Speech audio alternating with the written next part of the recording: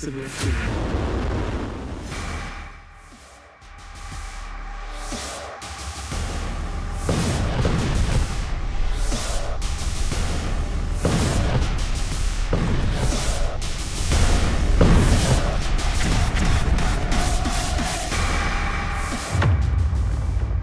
Putin का खुला परमाणु चैलेंज, पलट दी ट्रंप की परमाणुबाजी।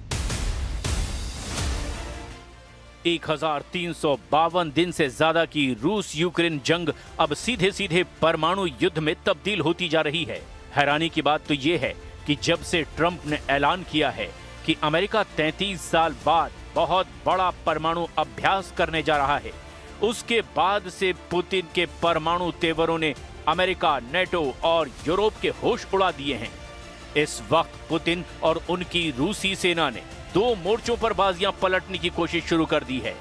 पहली है पूर्वी यूक्रेन के डोनेट्स्क के पोक्रोवस्क में, जहां रूसी सेना ने यूक्रेनी सेना को चारों तरफ से घेर लिया है, या यूं कहें कि अब किसी भी वक्त पोक्रोवस्क में यूक्रेनी सैनिक रूसी सेना के सामने सरेंडर कर सकते हैं। इधर दूसरी तरफ राष्ट्रपति पुतिन ने अपनी सेना के चीफ, रक्षा मंत्री और परमाणु फोर्स के कमांडरों और वरिष्ठ अधिकारियों के साथ मीटिंग में खुलेआम ऐलान कर दिया है कि अगर अमेरिका परमाणु अभ्यास करता है तो रूस उससे भी बड़े स्तर पर एटमी अभ्यास करेगा, और इसको लेकर पुतिन ने अपनी परमाणु फोर्स को परमाणु तैयारी बेहद तेज करने के साफ निर्देश दे दिए हैं। पुतिन के इन परमाणु तेवरों की वजह से ट्रंप की बोलती बंद हो गई है, जबकि नेटो के चीफ मार्क रूटे ने रूस और राष्ट्रपति पुतिन को नेटो और यूरोप के लिए कभी भी खत्म न होने वाला खतरा बना दिया है। हम आपको अब ये दिखाने जा रहे हैं कि कैसे पुतिन ने जमीन पर यूक्रेन, अमेरिका और नेटो को चारों खाने चित कर दिया है, जबकि दूसरी तरफ अपने परमाणु हथियारों से अमेरिका और यूरोप को खुला परमाणु युद्ध का चैलेंज भी दे दिया है। पुतिन ने पलटी परमाणुबाजी।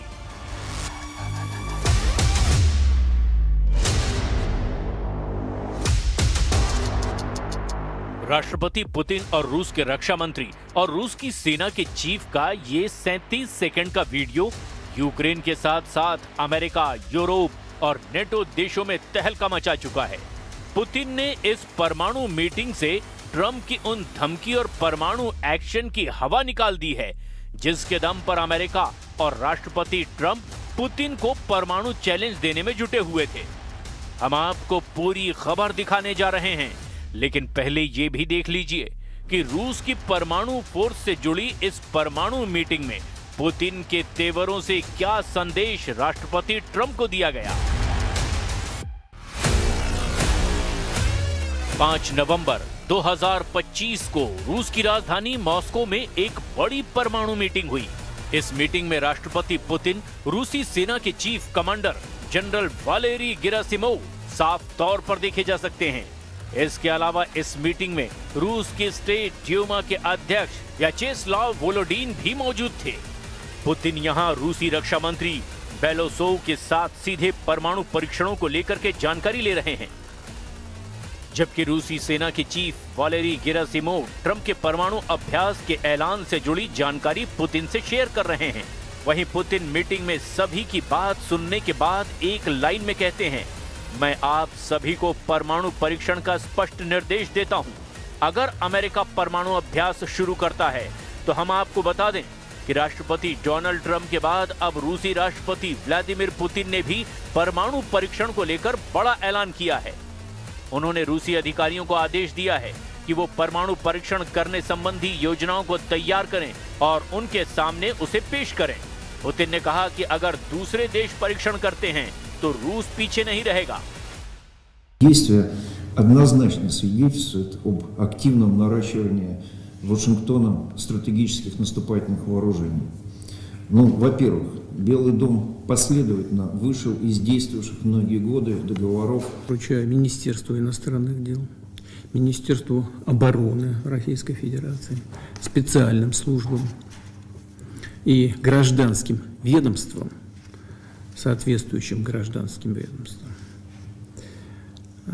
сделать все для того, чтобы собрать дополнительную информацию по этому вопросу, провести ее анализ на площадке Совета Безопасности. रूस ने उतारी परमाणु फोर्स, जंग को मजबूर हुए ट्रंप।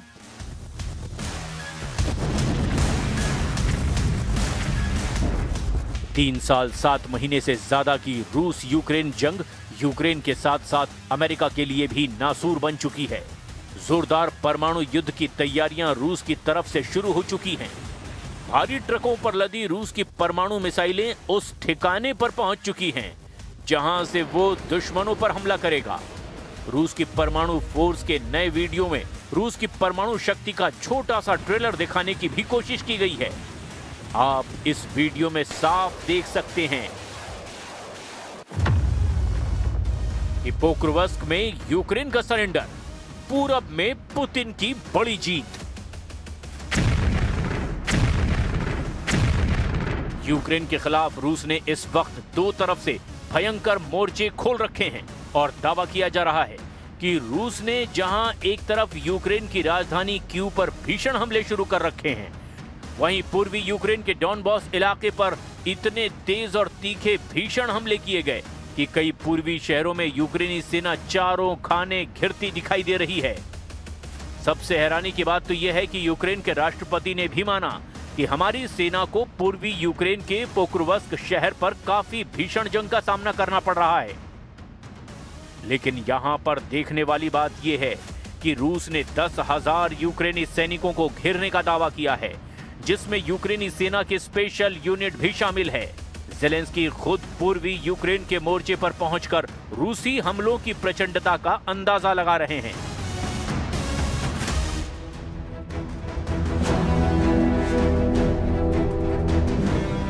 रूसी और यूक्रेनी सेनाएं यूक्रेन के पूर्वी इलाके पोक्रोवस्क और म्यार्नोहराद में भीषण जंग कर रही हैं। दावा किया जा रहा है कि रूसी सेना डोनेट्स्क के पोक्रोवस्क और म्यार्नोहराद में बड़े इलाके पर कब्जा कर चुकी है। रूसी सेना प्रमुख वालेरी गेरासिमोव ने राष्ट्रपति व्लादिमीर पुतिन के सामने दावा किया कि रूस की दूसरी और 51वीं संयुक्त सशस्त्र सेनाओं ने मिलकर के यूक्रेनी सेनाओं पर भीषण हमला किया है। रूसी सेना प्रमुख वालेरी गेरासिमोव का यहां तक दावा है कि हमारी सेना की 2 यूनिट पोक्रोवस्क और म्यार्नोहराद में दुश्मन के खिलाफ जबरदस्त जीत हासिल कर रही है। दावा तो यहां तक किया गया कि 5,500 यूक्रेनी सैनिक घेरे में आ चुके हैं, जिनमें यूक्रेन की विशेष एयरबॉर्न यूनिट और समुद्री लड़ाकू इकाइयों यानी कि मरानी यूनिट के कमांडो तक रूसी सेना के घेरे में हैं।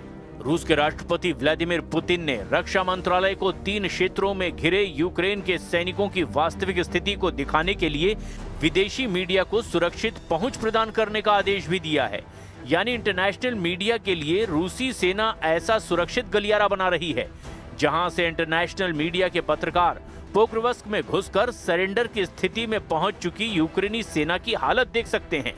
रूसी सेना मीडिया को घेरे हुए क्रास्नोयार्स्क, दिमित्रोव और कुपियांस्क इलाकों का दौरा भी करने जा रही है ताकि ट्रंप और ज़ेलेंस्की के जीत के दावों की पोल खोली जा सके।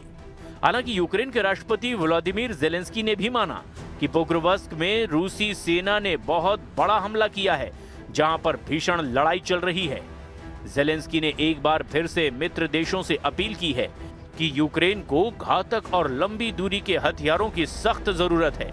United States of America need to be open to the opportunities of long-distance weapons, long-range weapons.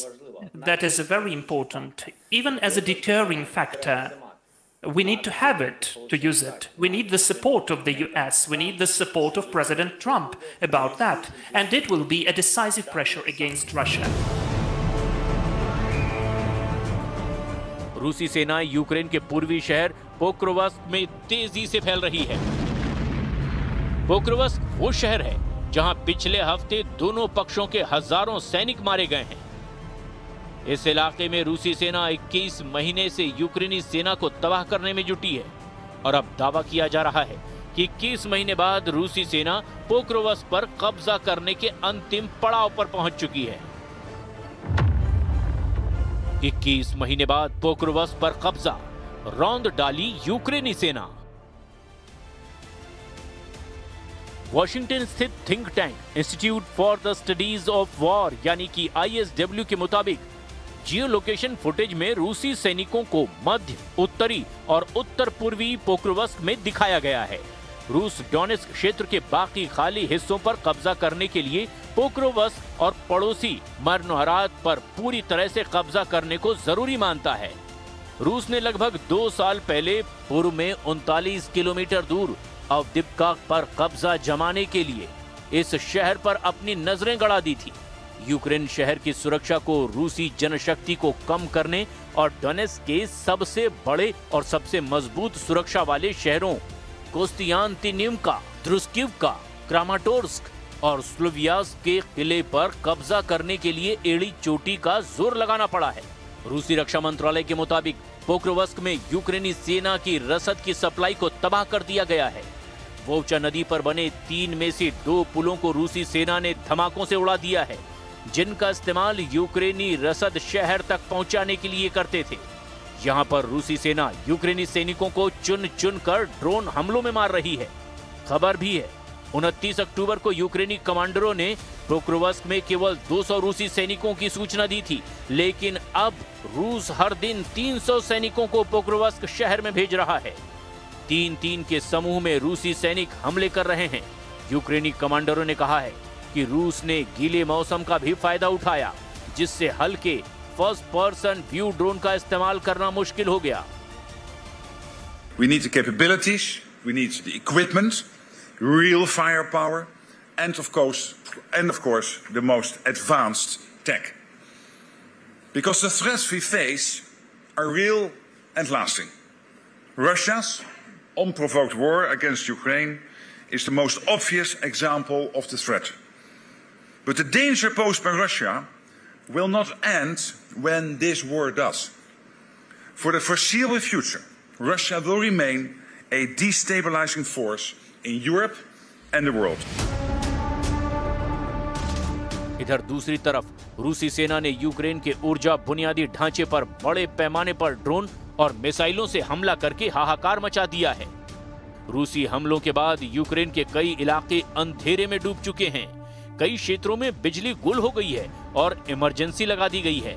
यूक्रेनी प्रधानमंत्री ने मॉस्को की इस रणनीति को व्यवस्थित ऊर्जा आतंक कहा और इन हमलों में दर्जनों लोगों की मौत भी हो गई है।